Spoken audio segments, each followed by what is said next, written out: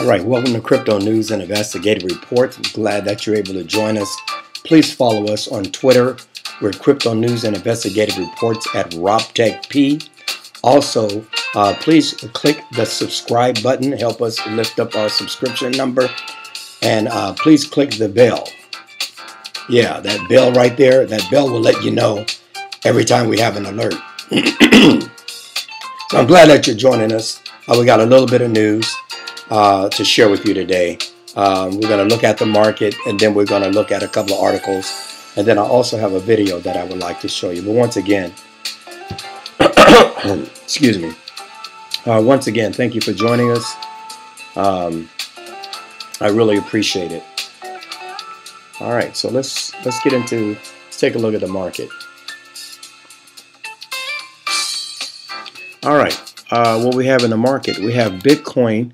Bitcoin's at $3,958.36. Ethereum's at $134.75. And XRP 30. Litecoin is moving actually pretty good, and I think it is primarily because what's going on in Venezuela with Bitcoin, Litecoin, and I was even told somebody sent me some information that they're also using Dash. So those virtual currencies are really moving well. You also want to keep your eye on Stellar. They're doing quite a bit. They're working with the Federal Reserve. So there's a lot going on with Stellar as well. So you want to keep an eye on Stellar. But, however, I better say this, I'm not a financial advisor. I'm just giving you this information for entertainment purposes only. All righty. So that's the look at the market today. Dominance, 50% Bitcoin. They're still trying to write Bitcoin's obituary, but they're going to have to knock off that 50.63% dominance in there. So let's take a look at some headlines. Here's a big one. Coinbase and Stellar announced 100 million worth of XLM rewards. Y'all feeling that? 100 million worth of XLM rewards. A billion. And why it says 100 million here, and then it says 1 billion XLM, Coinbase. And they're having a program. It says Stellar joins the Coinbase Earn platform that pays users to learn about cryptocurrencies. 1 billion Stellar Lumens XLM will be rewarded to the user who takes the learning initiative. Wow, anybody got that initiative to go out there and learn about XLM? It could be worth 1 billion XLM. And like I said, you want to keep an eye on XLM because they're working with the Federal Reserve. So, you know, they like Jacob McCaleb. They like him a lot. So, I mean, Jed. J-E-D, yes, Jed McCaleb. They really like him a lot. So, and they like XLM. Of course, XLM is IBM, working with IBM. So, you know, that's a big thing. The project will essentially roll out 100 million worth of cryptocurrencies at the current XLM price of at 10 cents, 0.107. These funds are being provided by the Stellar Development Foundation, the SDF, a nonprofit organization that helped develop the Stellar protocol. So if you're interested, man, there's some big duckaroos for you right there. The next article I like to talk a little bit about is the Thai report names and shames fake volume exchanges. And this is kind of a sad story because it's a few of them out there from a few of the different news sources is reporting this story. And it's shameful because the whole thing that I believe with virtual currency was that we would not have to go through this kind of stuff, right? The whole thing is trust. You don't have to trust this and that, and your transactions work and peer-to-peer. And but even before we get there, and even we're early in the game, and now we still have fake volume exchanges coming out on some of these exchanges. I'm glad that this is coming out. We need to know, do they have what they say they have? Can they back up what they say they can back up?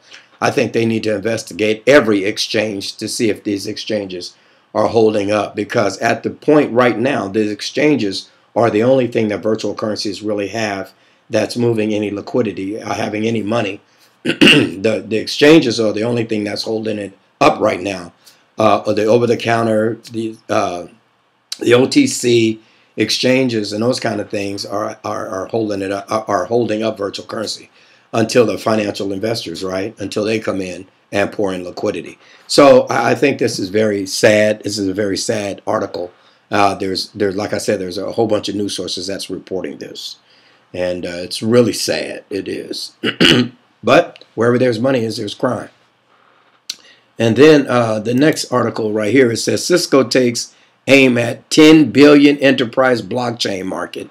And here they come, guys. So I always say about technology, I never put a cap on technology, because technology is actually like mathematical equations. And all you have to do is continue to work on that mathematical equation until you're able to solve it.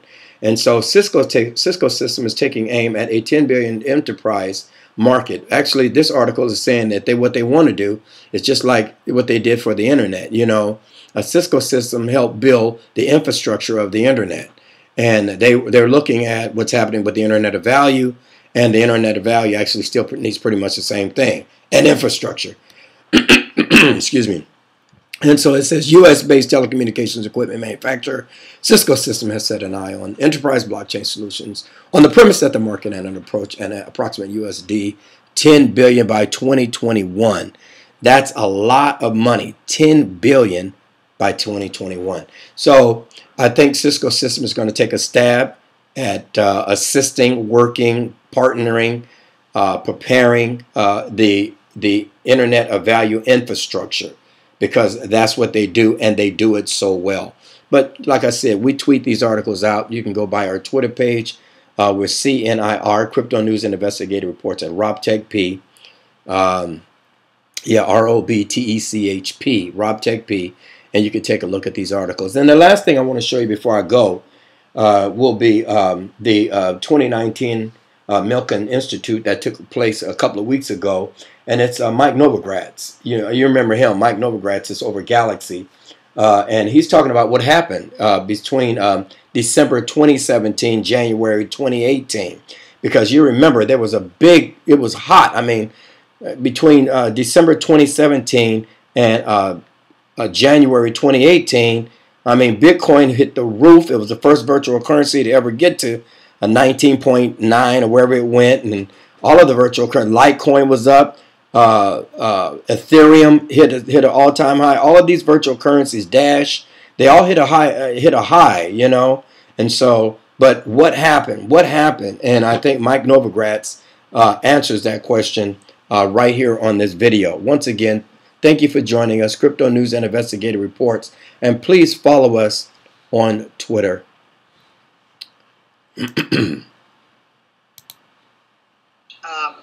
What the hell happened last year?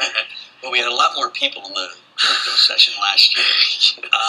Listen, we had a classic euphoric bubble for 2017, and it ended January 2018. It was a bubble because the idea of crypto and Bitcoin and sovereignty, censorship-resistant currency, is a big idea. And bubbles happen around really big ideas. And bubbles happen around ideas that usually change the way society acts later on. If you think about the internet bubble, think about the railroad bubble, prices get way ahead of reality. And prices got way ahead of reality last year in Bitcoin, but mostly in cryptocurrencies. And bubbles crack. Bubbles crack because regulators realized they were way behind the 8 ball. And they said, oh, shit, what's going on? And so they slammed the brakes or tapped the brakes, depending on what jurisdiction you were in. But what got ahead of what, exactly? I'm sorry? What got ahead of what, exactly? Well, the story. So, crypto was a big story. It was the democratization of finance. It was a breakdown of trust and authority. It was breakdown of trust in banks, breakdown of trust in central authorities. So we were going to create this new world of peer-to-peer, where we don't need to trust central banks, where we don't need to trust governments, we don't need to trust JP Morgan. That story was powerful, and it resonated with the people. It wasn't an institutional bubble. It's the first bubble I've ever studied where the taxi driver was the first buyer, not the last buyer.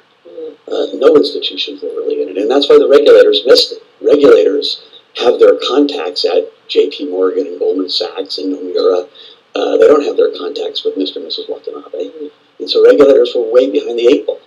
And so when it really took off in October, November, December, then people got scared because all of a sudden you had $1 trillion of market cap and people were pouring money into things they had no idea what they were pouring money into.